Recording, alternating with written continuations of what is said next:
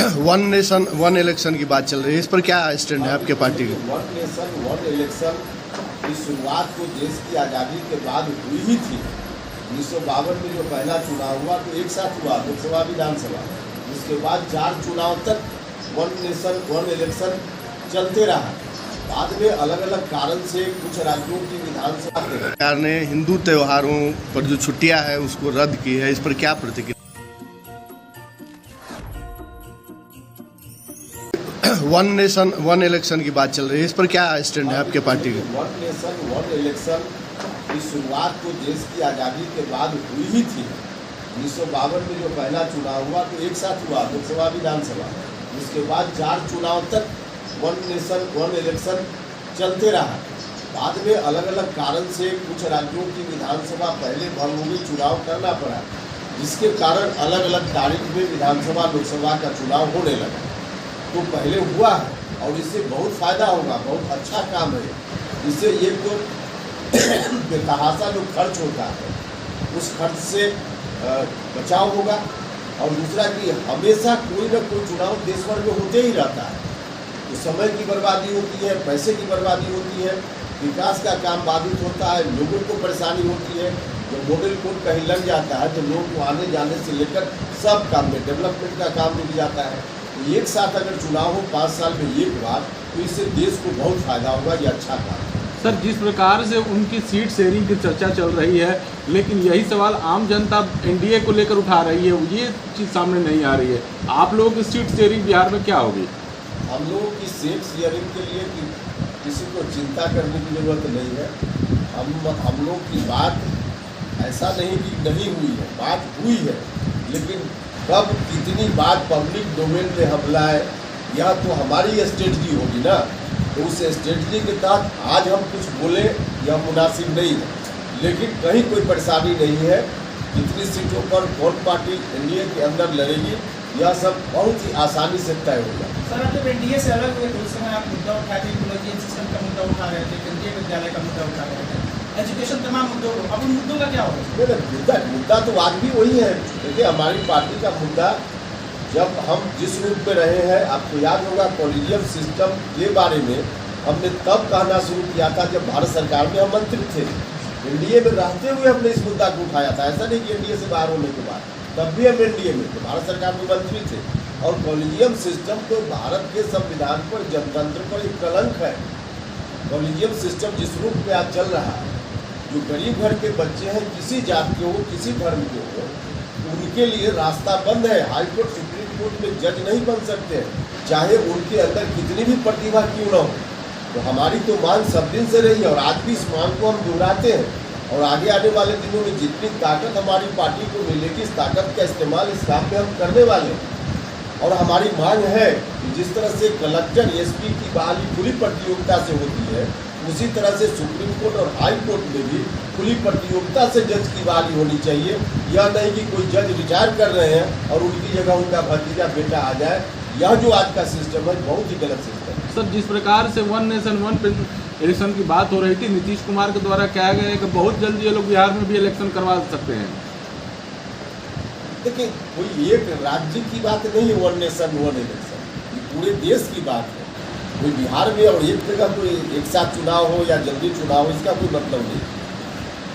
और जो स्थिति है, उस स्थिति में राज्य की सरकार अगर नहीं सहमत होगी, तो आज की तारीख में जो व्यवस्था है, उस व्यवस्था के तहत कहाँ बिहार का चुनाव पहले होना संभव है? तो गलत बात है। कोई बोल रहा है कैसे संभव है?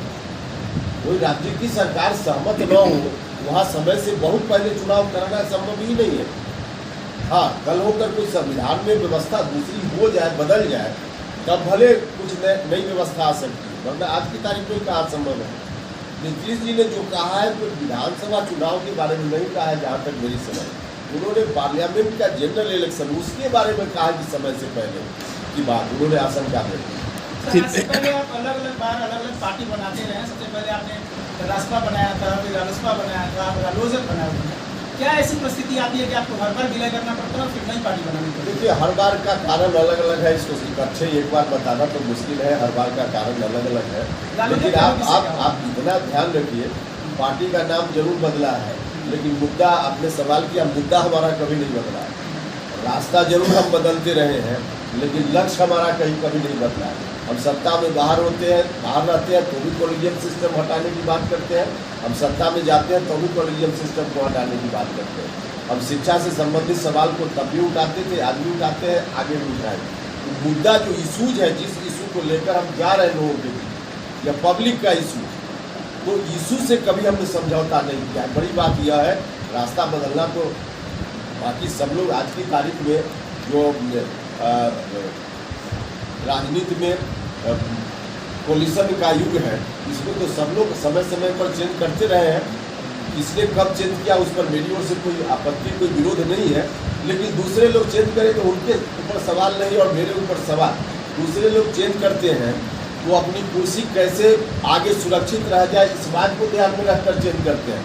भूपेंद्र कुशवाहा जब चेंज किया तब तक कोई कुर्सी छोड़कर बाहर सड़क पर आया, तो हम सदन से सड़क पर गए हैं, दूसरे लोग सड़क से सदन में जाने के लिए चेंज करते हैं। सर अवसर तलाश कर रहे हैं क्या? नहीं, किस बात का अवसर? हम तो थे ही, हम तो वही ठंडा घर में थे ना, हम तो यही तो कह रहे हैं कि हम तो वहाँ रहकर सड़क पर आते हैं। सरकार ने हिंदू त्योहारों पर जो छुट्टियां है उसको रद्द की है, इस पर क्या प्रतिक्रिया देंगे आप? क्या ये तुष्टिकरण की है राजनीति? देखिए, मेरा तो एजुकेशन के मामला में एक चीज़ है कि क्वालिटी बच्चों को अच्छी शिक्षा, क्वालिटी वाली शिक्षा मिले, इसके लिए राज्य की सरकार को जो कदम उठाना हो उठाए।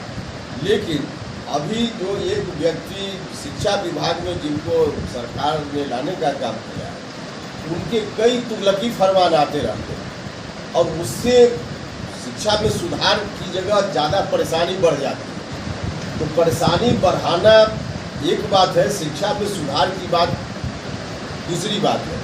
तो अभी जो कुछ भी सरकार में हो रहा है, मुझको नहीं लगता है कि कोई बहुत सोच समझ कर हो रहा है।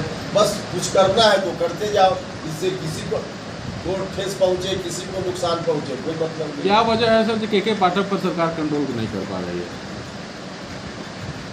देखिए, जब से नीतीश जी महागठबंधन में गए और उनको कुछ लोगों ने सपना दिखाया कि चलिए बाहर प्रधानमंत्री पद की रेस में शामिल हुए, सपना दिखाने वाले भी आज इनके साथ दगा कर रहे हैं जो सबके सामने, वो अलग विषय है। लेकिन जब से सपना नीतीश जी को दिखाया गया, तब से बिहार सरकार का जो ओरिजिनल काम है, इसमें रुचि लेना उन्होंने छोड़ दिया।